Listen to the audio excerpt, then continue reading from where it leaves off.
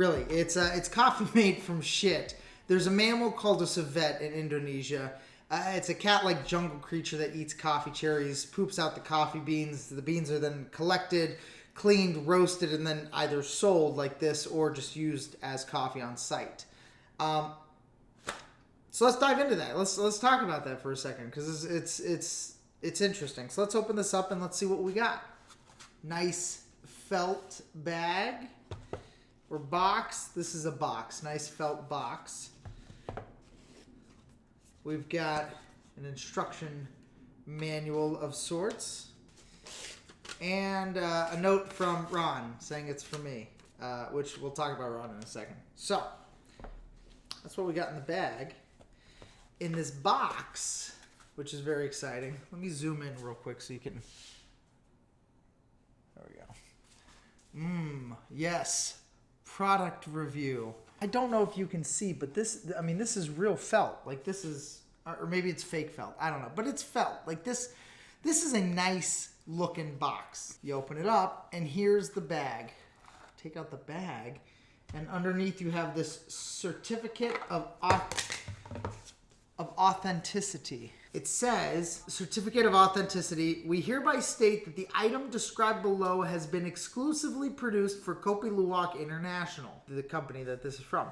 It stands for true craftsmanship and their continued pursuit of excellence. Oh, very fancy. 100% pure, wild, authentic Kopi Luwak. We certify this is a worldwide limited edition from Kopi Luwak International. And it's got a hologram sticker. It says Kopi Luwak authentic. We're going to keep this out because I want to talk about this for a second.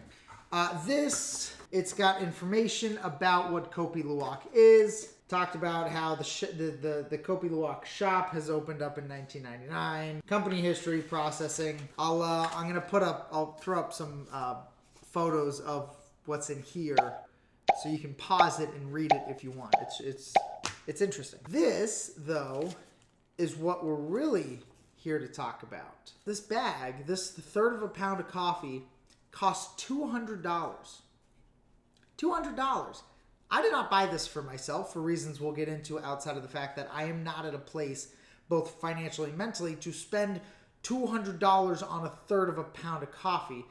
This was a gift given to me by Ron. Thanks, Ron. He's a regular that comes to the coffee shop that I roast at. His wife is Indonesian. They own a house in Bali, and they gave this to me as a kind of a late Christmas present, happy early 2022 of sorts. I've worked with Ron over the last year on his coffee palette. We've suggested different coffees to try. It's been fun watching his coffee palette grow and his coffee experience grow, and so as a thank you, they got me this bag. We're going to open this up. We're going to try it both in a French press and a Chemex. But before we do that, we need to talk about the elephant in the room, or rather the civet in the room. As you can imagine, with this weird, unique coffee in the world, there are coffee people and travelers who are willing to buy and try this coffee. Coffee that is pooped out by a jungle cat might not sound appealing to most people, but there is a market for it, which in itself is unique, interesting, kind of gross, a little bit of everything. As the popularity of this coffee grows, though, demand for the coffee grows, and suppliers need to keep up with the demand, right? This is basic economics. Unfortunately, that brings us to the tough question of the day. How do these coffee farmers keep up with the demand of this poop coffee when it's only produced when a wild animal gets hungry? The harsh reality, unfortunately, mirrors how we treat any animal-produced good in the marketplace when demand for it grows rapidly. We capture and keep these animals in conditions that are controllable. Many civets now are kept in small cages on coffee plantations in terrible conditions. The specialty of having like a wild cat coming from the jungle in the middle of the night to come onto your farm and like sniff out the best cherries and you know, pick the best and eat it and then poop it out because like animals in nature knows what's the best quality. All of that has been replaced by caging up these animals so tourists can just see them up close and feed them heaps of coffee cherries. And these cages are rarely cleaned. so people can see what the poop looks like before they clean it and it, gets on its coffee journey. I'll leave a link to a National Geographic article as well as a research article from the Oxford University's Wildlife Conservation Research Unit that dives into what they've found when they've investigated these plantations. I won't spoil anything. I think these are great reads if you want to learn more about Kopi Luwak coffee, but it's not a pretty picture. So then, Sam, you might be wondering, why try it in the first place? Why accept this gift in the first place? Why not throw this bag back at Ron and his wife's face and say, I don't want your damned caged coffee made from cat. This is animal abuse, and you should be ashamed of yourself. I didn't do that for a few reasons, but one of the main ones being this. As an American who has traveled to many different countries, I have learned that Americans have a reputation of being extremely good at thinking we know better and judging other countries for doing things differently. We come in, guns a-blazing, and say that we know best without doing any research into the culture, any research into the history, or any research into even why people are doing what they're doing. I may not like, personally, how these plantations in Indonesia are treating civets, but I also have to recognize that the growth in this industry is allowing hundreds of people to rise out of dirt poor poverty, and it's giving them the finances to feed their families and put a roof over their heads. It's not an excuse to cage up wild animals, don't get me wrong, but the argument could be made. Should we care more about a wild animal staying wild than we do caring about our fellow human brothers and sisters rising out of poverty? There's a back and forth that needs to be had there, and I don't have the answers, and I won't claim to have the answers. I don't know enough about the Indonesian culture to be able to say what these farmers could do if they decided tomorrow to let all the civets free and start over. All I know is that this is a rare and unique coffee, and that somebody bought it for me as a gift because they know I love coffee. I've strived to be an American who is accepting of cultures and histories from other places and stays conscious of the lengths people go to show their love and appreciation for others, even if that means that they don't take every single variable into consideration. At the end of the day, this is still a $200 bag of coffee, given as a gift to somebody who just loves coffee. So what do I do with it? Well, here's what I'm going to do. I'm going to try it. I'm going to give it as unbiased professional tasting as possible, as I would with any other coffee, and I hope to educate others on this coffee. It has an interesting story, for sure, but its current chapter is entangled with a not-so-good picture for the animal involved. I don't know of any nonprofits or NGOs who are coming in and creating civet-friendly Kopi Luwak coffee, or even if that's a thing that might be happening in the future. That's why I think this is so interesting, because it says this is 100% pure, wild, authentic Kopi Luwak. I don't know what 100% pure, wild, authentic means. So before we even get into the tasting of this, I hope so far this has served as somewhat of an educational period for you and helped you learn about this coffee more. So let's take a look actually at this cardboard thing. This is, yeah, I'm gonna get a picture of this. Simple, here we go.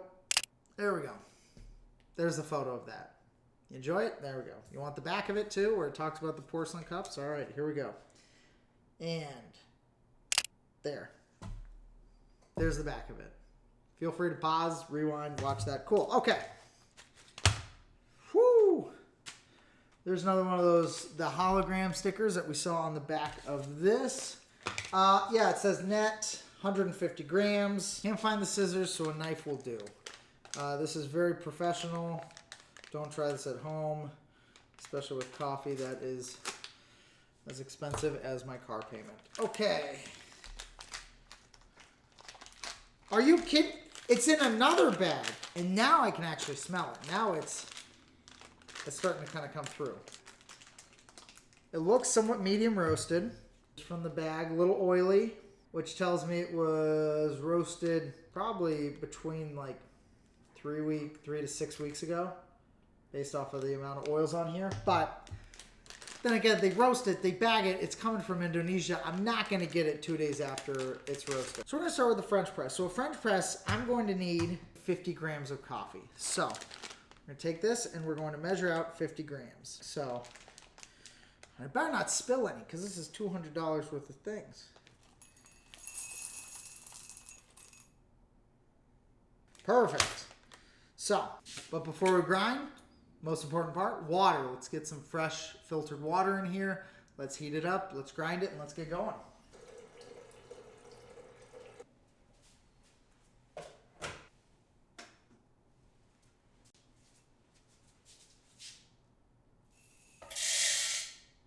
You want to make sure you get all your grinds wet. You don't want any dry ones. I can already tell it's degassed, which just says to me that it's old. Like it's just there's not a lot of CO2 coming off of those grinds. 4 minutes has elapsed. That's how long you let a French press sit, and we are going to basically press it down. Wow. Okay.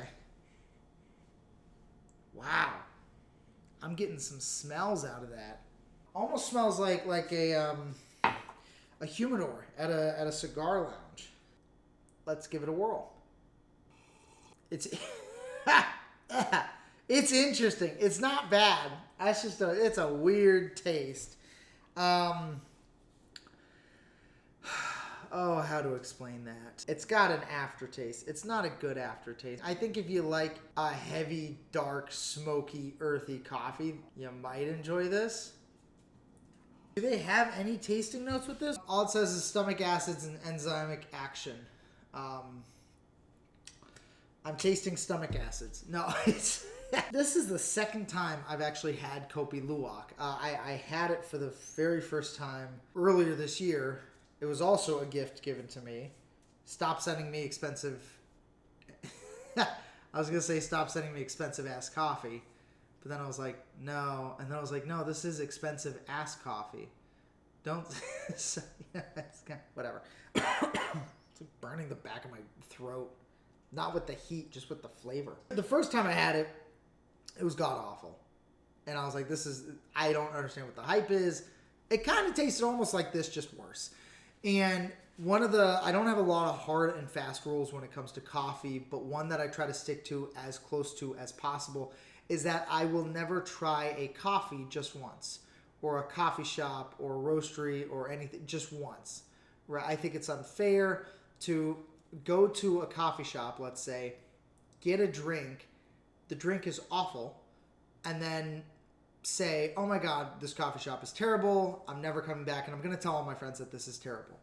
That's unfair because baristas make hundreds of drinks a day, and let's say 0.5% of their drinks are not the best, and you just happen to be one of those 0.5 percentages, it's not fair to a skilled barista to have judged off of one of their drinks.